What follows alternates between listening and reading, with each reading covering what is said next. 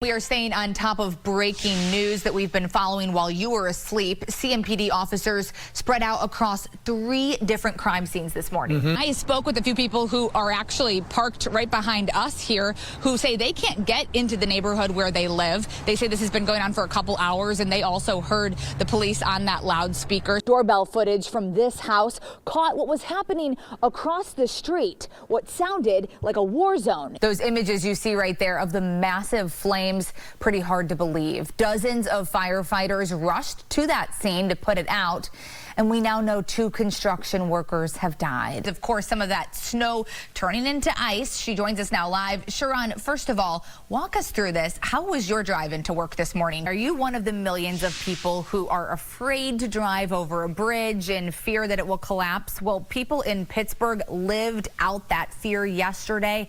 They now say they are lucky to be alive. I can tell you the investigation surrounding this home explosion is still ongoing. In fact, we saw the fire marshal out here not too long ago just sifting through some of the damage. It's pretty shocking to see what's left. Of course, you can see that right outer wall remained somewhat intact. Definitely colder in here. It felt like spring outside. Yeah, it's beautiful outside. Today's social question: what is the most extraordinary thing you've ever seen on an airplane? Oh boy. I feel like we hear these horror stories we see on social media. People just forget how to act on an airplane these days, apparently. Even as the numbers start to put candidate Ted Budd in the lead, the energy is still high here in downtown Raleigh, and people are still feeling optimistic. Since my first report on pharmacist burnout a year ago, the North Carolina Board of Pharmacy directed staff to create workplace-specific complaint forms. Charlotte Douglas International Airport is expecting to see more than 800,000 people, that's a lot of people, over the next 10 days. Yeah.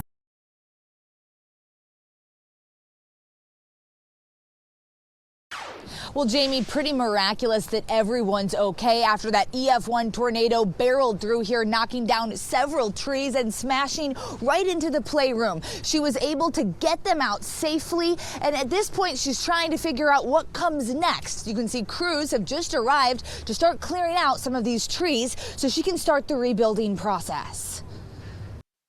I was terrified. I'm still shaking and overwhelmed. Sherry Wellman is reeling after storms ravaged her South Charlotte home. We were watching the news. We saw that the tornado was apparently going to hit Providence High School within 3 minutes, and Providence High School is just right here. But it's not just where she lives, it's where she runs a daycare for 5 children under 2. I had 2 babies in my sunroom, threw them in my son's arms, ran out to the playroom, my husband and I did, grabbed the others. To say this was a close call is an understatement. She says 3 minutes later, the roof collapsed right on top of where 5 babies had been sleeping. My husband was still on his way out of the room, and he said, you know, the tree hit the playroom. They huddled together in one of the only areas that did not get hit. I was thanking God they were alive. This is all that's left of the playroom. There was one. Actually, her bed is under there.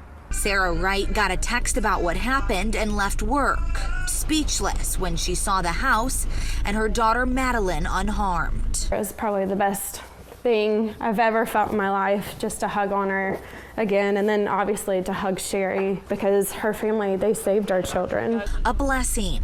Tomorrow we'll celebrate her being 1, which is a miracle that she's here to do that. Beating Mother Nature by minutes. Tonight, that homeowner is looking for a rental home to get her family and her 4 dogs into. She credits the training that she has from doing fire drills and tornado drills that saved these children. She says she knew this was the safest part of the house, and that is where she brought those kids, and likely that's why they're alive tonight. Back to you. From the check-in desk to the exam room, countless people within the walls of this hospital have an opportunity to save a life. If we see something, we need to be empowered to do something about it, and that's what the training is for. Tamika O'Neill, the Chief Provider Experience Officer for Novant Health, is teaming up with Christy Wells, the CEO of Safe House Project, to bring training to the computer screens of every Novant Health employee. The man sitting across from me is a regular buyer. The gal sitting by the door staring at the floor is a victim. you've got familial trafficking, you've got grooming, you've got trafficker sources of control. We go through labor trafficking. So we go through a variety of different scenarios that help people understand how to identify it. Creating a safe space for patients is important to O'Neill because for her, this is personal. I'm a survivor, I should say a survivor of sexual abuse as a child. I was 14.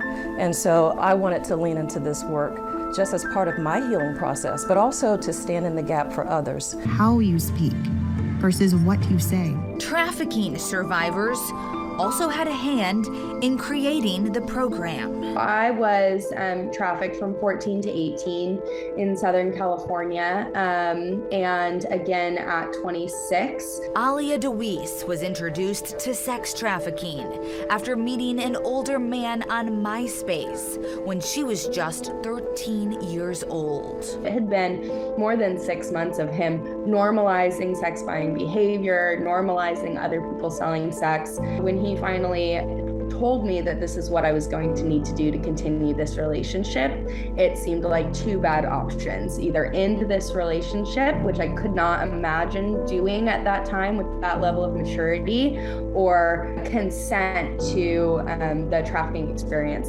It was the start of more than a decade of life in sex trafficking and exploitation. I had the understanding that the reason I was having so much trauma from my experiences was because I was not doing it right, which was definitely a thought that a trafficker had used in order to keep me compliant.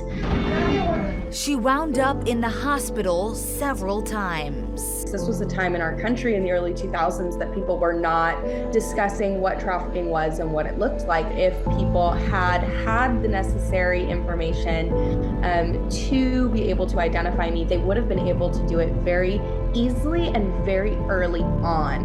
What do you think it would have been like if at age 14 a healthcare worker had noticed you were showing signs of being trafficked? How do you think that could have changed your story? I believe that I would have been able to break those trauma bonds and those misinterpretations of the world in order to get on a path that would have saved me a lot of heartache over the next 12 years. I ended up having children that I had while in exploitation. It would have saved them a lot of heartache. At 26, Alia finally made it out alive. The healthcare system was a big part of how I was able to get out. I was able to stay in the hospital when I exited my trafficking situation for a month in order to get into a trafficking-specific safe house program. Now she's using her trauma to help others escape it. There's certain exams, certain language, certain procedures that could be very, very triggering for a trafficking survivor. So we go over what those are and how to mitigate those. And then finally, how do we connect a survivor with services? I can hand you a pamphlet, I can hand you a business card, or I can hold on to these and you are welcome to come back and let me know when you want them. How does it make you feel to know that maybe you're a part of this solution? It is empowering. I really want to do more. You know, this is just step one for us. So North Carolina is ranked number 6 in the nation for human trafficking. Here's my take, is that means we're number 6 in the nation for victim identification, because that's simply as trafficking reports. And so as crazy as it sounds, I'm on a little bit of a mission to make North Carolina number 1, because if we can identify every single survivor that is being trafficked, I don't care if that number goes up and up and up, because that means that we're also able to help get them out, get them into restorative care, get them into healing, and that means we're effectively responding.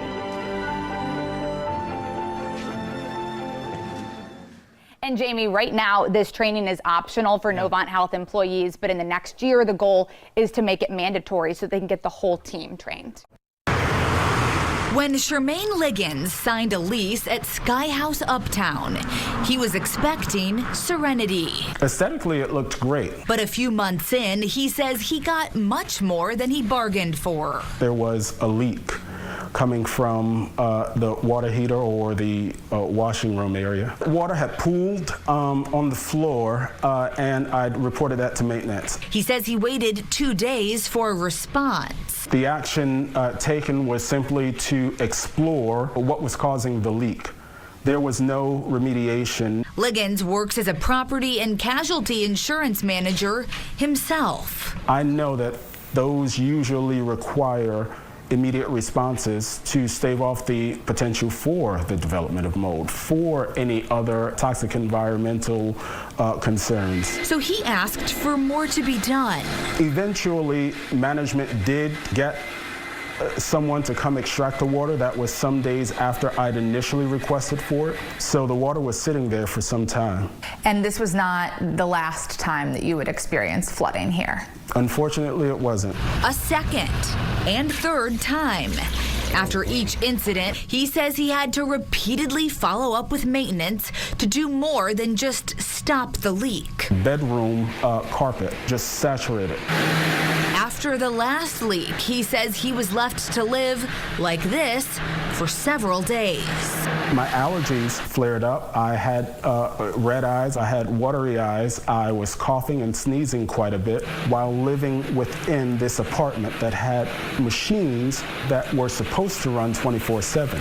And when I reached out to management to ask for an alternate living arrangement, at least temporarily, they pretty much brushed me off. He's not the only tenant feeling wronged by Greystar. 40 complaints have been filed with the North Carolina Attorney General's office statewide.